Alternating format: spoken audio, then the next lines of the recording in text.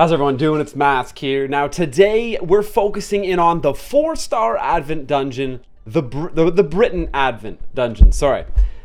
This is, and if there's honestly, if there's one takeaway you have from today's video, it is that this Advent dungeon here, the Britten Advent, is the easiest 4-star Advent dungeon in the game. This is our best opportunity to start farming those SSR Advent heroes. It is only available on multiplayer right now, so you gotta grind out those 120 shards in order to get yourself an SSR Advent hero. But it's an SSR Advent hero, okay? Like, this is seriously the window, the door into end game. This is gonna let you get those 5th and 6th purple stars. And honestly, it's Sinclair, Decane, Sid, Callie, those are way too hard. Most of those dungeons require you to already have 5 or 6 purple star heroes. It's kind of counterintuitive. It's like, I need to beat these dungeons to get 5th and 6th purple stars, but I'm just not strong enough to do it. That being said, the Britten Advent, totally beatable. Now, today's video is starring the Showtime Doctor. A good friend of mine. He's actually the guy who got me into Chronicle. When I was first just checking the game out, I stumbled across his stream on Twitch. He's a great guy, always there to answer any questions you got. Honestly, I probably had 10, 20 questions. Certainly it was starting to annoy him, I'm sure. But regardless, he answered every question I had when I was just starting out, had no idea about the game, how it worked, or anything to do. But I'm going to make sure there's a link to his Twitch in the description down below. Twitch.tv/ShowtimeDoctor. And also, I think it's his guildmates in the guild Mania who are coming along on the run with us. Alright, let's jump into the 4-star Advent Britten dungeon. This is gotta be the easiest 4-star SSR Advent dungeon in the game. So it's very important for you guys to take note here. If you ever see this Britten Advent coming up as a solo player dungeon, you definitely want to try your hardest to get it on farm. This first stage here is super easy. These are just standard pirate units. You just want to focus down the one in the middle, the bigger pirate in the middle. He is able to res other pirates up. So once you get him down, it's just a very standard tank and spank. They do nothing special. They don't hit hard. Just use your skill ones. Don't waste any cooldowns. And get through this as quick and efficiently as possible.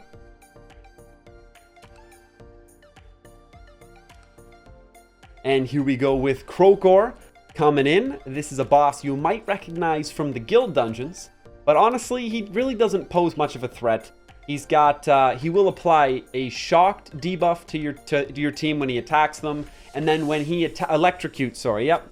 And when he attacks someone who is shocked, he has a high chance of stunning them, as well as he will add to a stacking attack buff on himself.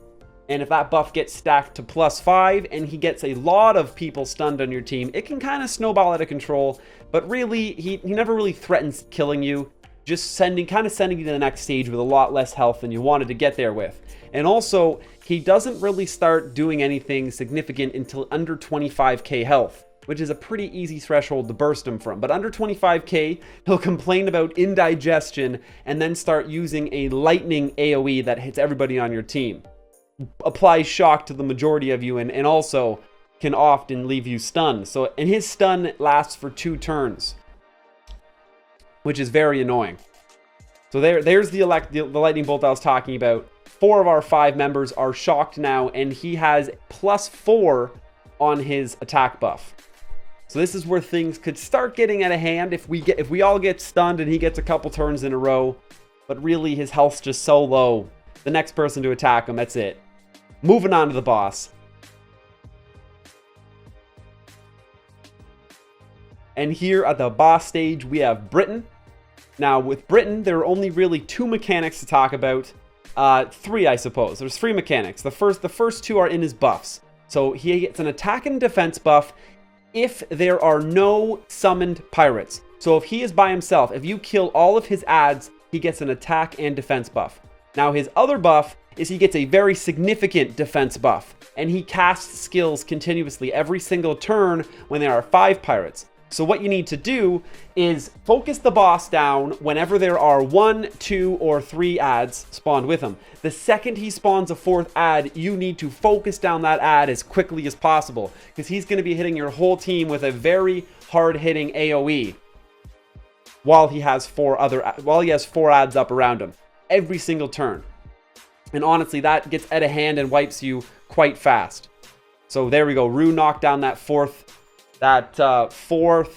add there, so that's great. Now we can just continue to focus down the boss. Only last little bit of a mechanic here. I said there was 3. There was the first 2. The last mechanic is simply when he's below 50k, he will start using just a heavier hitting AoE skill that hits everyone on your team. But unlike every other Advent dungeon, when this enraged, more powerful skill starts happening, it doesn't one-shot your whole team. It really only hits you for about 1/3 to 1/2 of your health bar, maybe even 1/4 if you're a tankier unit. So it's just like, it's really not that hard. I get 52k, now is when we want to try to burst them the most we can, but we really need to focus. Boom, there it is. Rue's got it. We needed to focus down that 4th add. There's 4 adds again, so we need to do our best to focus down probably this guy in the far left. We don't want, even if you got to ult him, hopefully he did. Nope, he ulted the guy. You know what? He was kind of low enough that makes sense, but you seriously, things can get out of hand and fast by leaving up 4 adds here. 10k, and we bring him down to 1, so things were close enough where we could afford to focus down the boss. We should be able to clear this now. Just 1 HP, the next person to attack, and this is clear. Perfect. But getting to this point here was only possible because we did not let him have too many turns where he had 4 adds spawned around him. That's where things seriously start to get out of hand. All right, let's jump back into it. Back into the first wave. We still got the Mania crew helping me out. Riku's joined us on Electra. Electra does a great job in this dungeon, taunting the second boss just sort of completely relieves the pressure. Now, on this first stage, it only starts off as 3 pirates, but because we didn't kill the larger pirate in the middle, he was able to revive 2 others to make it a 5-man wave. But regardless, just kill the big pirate in the middle. He's the one who revives. And then clear the rest of the adds. There is honestly nothing to talk about. There's no mechanics. It's just like any other story mode wave you could run across. But we got the Showtime Doctor on Kane. Obsidian brought his Ashley along for us. We got Kula showing off that new Morgan. Riku with the beautiful PvE tank. Electra is so much fun to run with. She just takes so much pressure off in all the Advent dungeons. Fantastic unit to level up. And I think we're almost going to get us through this. Oh, look at you. It's silencing the Ramu. Come on.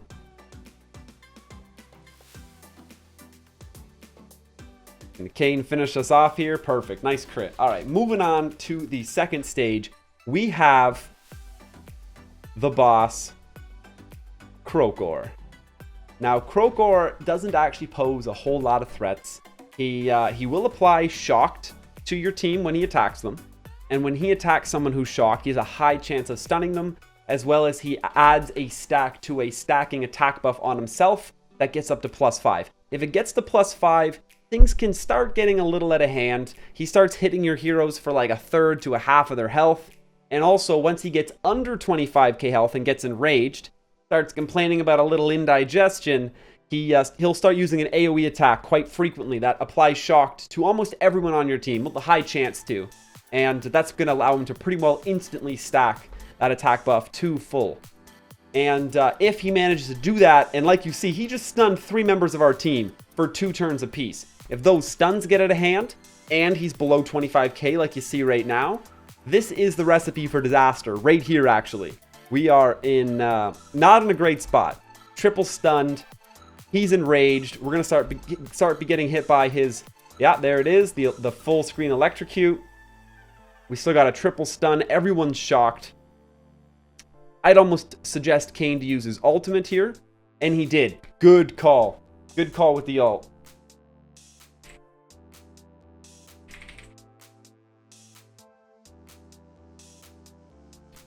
Now, moving on to Britten, we have a couple mechanics to talk about here, and they're all related to Britten's buffs. So Britten has one buff. His attack and defense are increased if there are no summoned pirates. So if he has no adds with him, he has increased attack and defense. So we always want to make sure he has at least one add with him, so he doesn't get that buff. Now his second buff, this one's more important than that one, is he gets a very significant defense buff, and he will cast skills every single turn when he has 4 adds with him, and there's 5 pirates in total. So whenever Britten gets a 4th pirate ad on him, that needs to be your #1 focus. You need to kill that pirate ad at all costs. It'll wipe your team in about 2 to 3 turns if you don't. Now, this boss becomes much scarier below 50k health as well.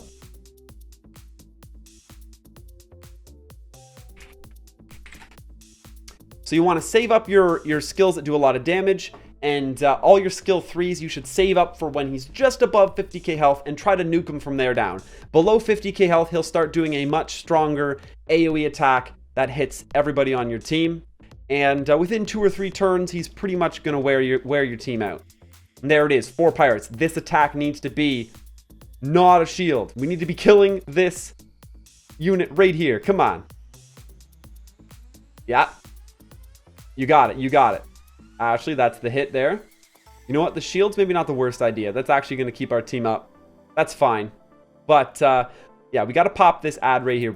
As you can see, he used the skill. Hit everyone on the team. Just like that. Every time he has 4 ads up, he will use a skill on his turn every turn. That's a pretty nice skill too from Morgan there, getting these ads low, so they're going to be very easy for us to pop. Just like that, denying him the buff. Now let's get a debuff removal and some heals on everyone, looking good. Kane can focus the boss here. Skill 3 is fine. Yep, he knows what he's doing. I like this. We have very easy to kill units now. There we go. With the counterattack already gone, preventing the boss from having those 4 ads. That's the important thing here. This attack needs to be going. Yep, we'll take it. Elektra's ult's going to make sure everybody gets hurt. No matter what, it is your #1 priority to clear that 4th ad the second it appears. Well, that attack should have been on the boss. There's no need to focus the ads. Leave him with 3 ads. That is totally fine.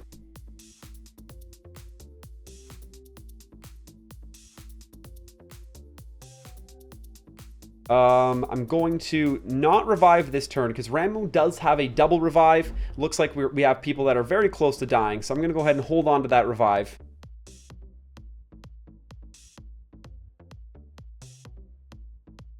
It's this large unit right here. He has a revive. He is constantly bringing someone back as well. That's not a big deal. It's just so much easier to focus down, the easier to kill guys.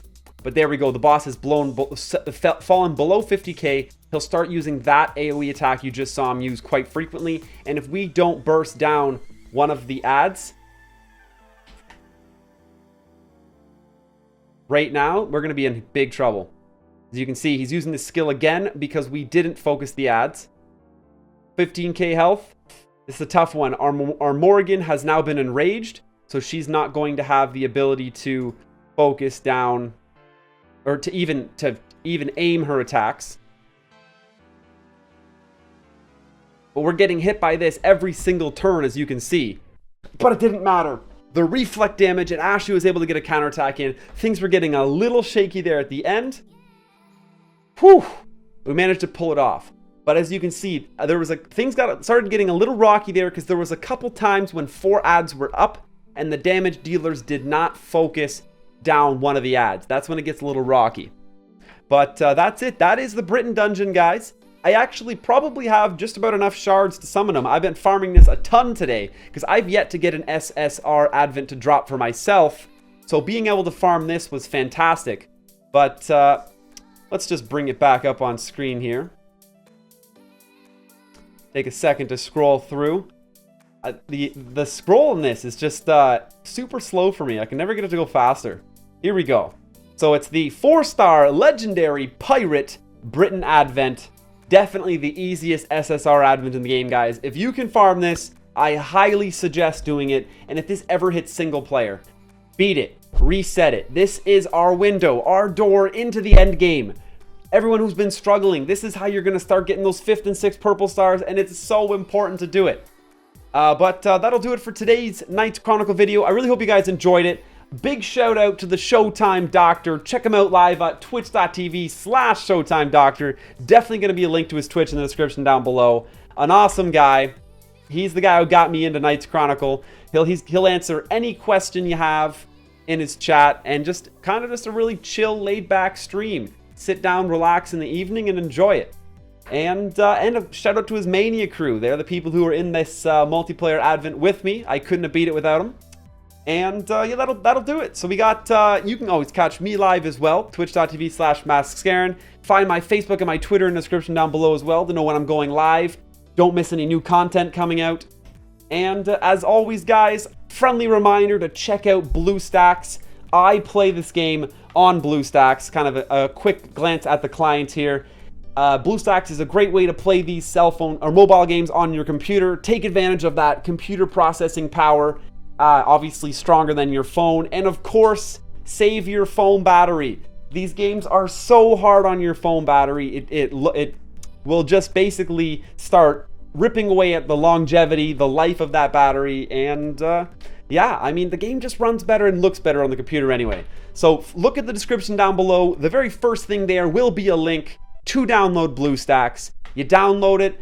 It's going to prompt you to install Knights Chronicle right away, save you the time looking for it, and every time you use the link, it helps me out too. So I really appreciate it, guys. But that's it. There should be a mask up on the screen. Go ahead and smash that. Subscribe to the channel. But most importantly, stay classy.